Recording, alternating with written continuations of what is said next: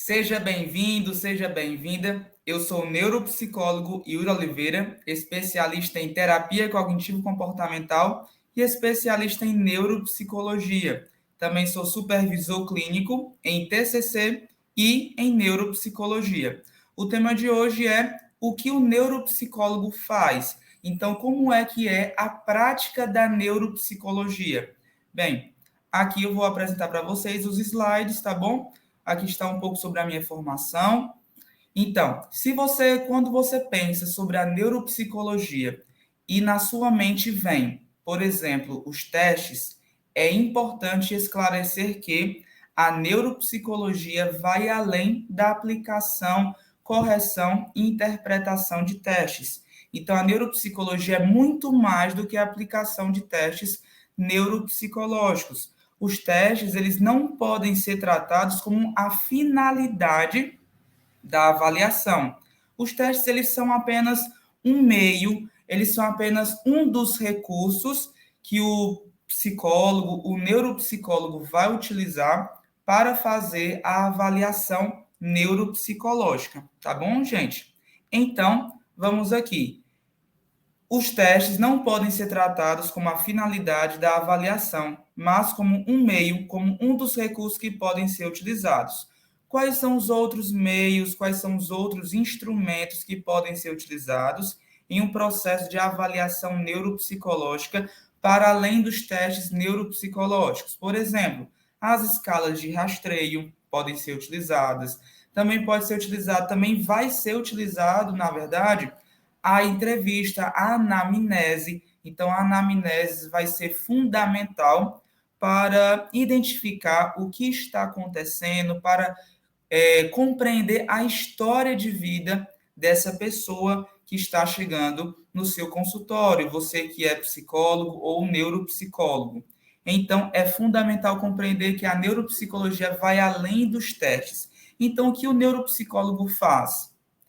Envolve a avaliação, envolve a intervenção, a orientação e envolve também as políticas públicas. Aqui eu vou falar de forma detalhada sobre cada situação. Então, o que o neuropsicólogo faz? Qual é a prática da neuropsicologia? Existem várias áreas de atuação, existem várias formas. A avaliação envolve o quê? O neuropsicólogo precisa ter um conhecimento amplo e profundo sobre o sistema nervoso. Então, é necessário compreender de forma ampla, ou seja, por exemplo, compreender sobre o transtorno do espectro autista, compreender sobre o transtorno de déficit de atenção e hiperatividade, o TDAH, compreender, por exemplo, sobre o transtorno específico da aprendizagem, sobre vários transtornos, sobre vários problemas e várias dificuldades que aquela pessoa pode estar apresentando, mas não apenas isso, mas também o conhecimento sobre o sistema nervoso central, sobre o cérebro, sobre todas as funções cognitivas. É fundamental compreender isso de forma ampla, mas também de forma profunda. Então, compreender de forma ampla e profunda sobre o sistema nervoso para investigar adequadamente as funções cognitivas associadas ao comportamento do paciente, sabendo identificar o perfil neuropsicológico. Então, a avaliação é um exame clínico em que você vai compreender como está o funcionamento cognitivo, como está o funcionamento comportamental, funcionamento emocional do paciente. Então, é compreender o que está acontecendo dentro do cérebro dessa pessoa. É fazer um exame, uma investigação clínica a respeito dessa situação. A avaliação, então, envolve testes neuropsicológicos, envolve escalas de rastreio, envolve sessões de anamnese e envolve outros instrumentos também. A avaliação é uma das áreas de atuação do neuropsicólogo. Uma outra área de atuação do neuropsicólogo é a intervenção, por exemplo, a reabilitação neuropsicológica. Eu, na minha atuação profissional como neuropsicólogo clínico, eu atuo através da avaliação neuropsicológica. Referente a mim, atuo com adolescentes a partir de 12 anos de idade e adultos. Então, eu realizo a avaliação neuropsicológica e também a reabilitação neuropsicológica. Como é que funciona essa intervenção? Dependendo da situação do paciente, pode ocorrer a estimulação, a habilitação ou a reabilitação neuropsicológica, que é cada uma dessas formas de intervenções, né? O que são todas essas intervenções? A estimulação neuropsicológica envolve quando a pessoa tem uma função cognitiva, por exemplo, a atenção, que pode estar, ela precisa ter um desenvolvimento maior, precisa estimular cada vez mais, potencializar a sua função cognitiva, que é a atenção. Por exemplo, as funções executivas estão precisando ser potencializadas, serem mais fortalecidas, então elas vão sendo mais estimuladas. Isso envolve a estimulação. A habilitação ou reabilitação. A habilitação envolve quando a pessoa não tem aquela capacidade e precisa ter aquela capacidade desenvolvida. Reabilitação, a pessoa tinha aquela capacidade, mas por causa de algum problema, de alguma situação, por exemplo, de algum acidente ou de alguma doença, essa pessoa perdeu a capacidade cognitiva, como, por exemplo, perdeu a memória ou perdeu a atenção, a concentração. Então, é necessário ser feita uma reabilitação. Então, a habilitação, a pessoa ela não tem a capacidade, então ela vai precisar ter aquela capacidade. Na reabilitação, a pessoa tinha a capacidade, mas perdeu por causa de alguma situação externa, ou como um acidente, ou alguma situação interna, como alguma doença, alguma questão relacionada a isso. Então, a pessoa vai precisar readquirir aquela capacidade, aquela habilidade. Por isso, a reabilitação neuropsicológica de funções cognitivas prejudicadas por causa de um acidente ou por uma doença que afetou o sistema nervoso do paciente. Então, a avaliação, depois que a avaliação é feita, o neuropsicólogo ou a neuropsicóloga vai ajudar o paciente a compreender quais são os melhores tratamentos a serem utilizados. Por exemplo, se vai ser uma terapia ou se vai ser uma reabilitação. Então, nesse caso, poderia ser a reabilitação neuropsicológica para ajudar o paciente a readquirir aquela capacidade que ele tinha, mas que por causa de um acidente ou de uma doença que afetou o sistema nervoso dele, então ele vai precisar desenvolver essa capacidade novamente. Por exemplo, atenção, funções executivas, memória, linguagem. Então, tudo isso vai ser desenvolvido, vai ser aperfeiçoado através da reabilitação neuropsicológica.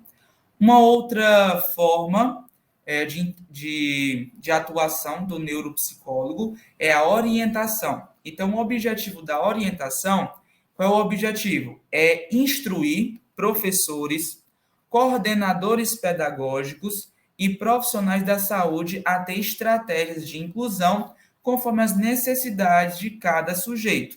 Então, o neuropsicólogo, em um processo de avaliação ou em um processo de reabilitação neuropsicológica, por exemplo, processo de avaliação, ele vai precisar conversar com os profissionais da saúde que estão acompanhando o paciente.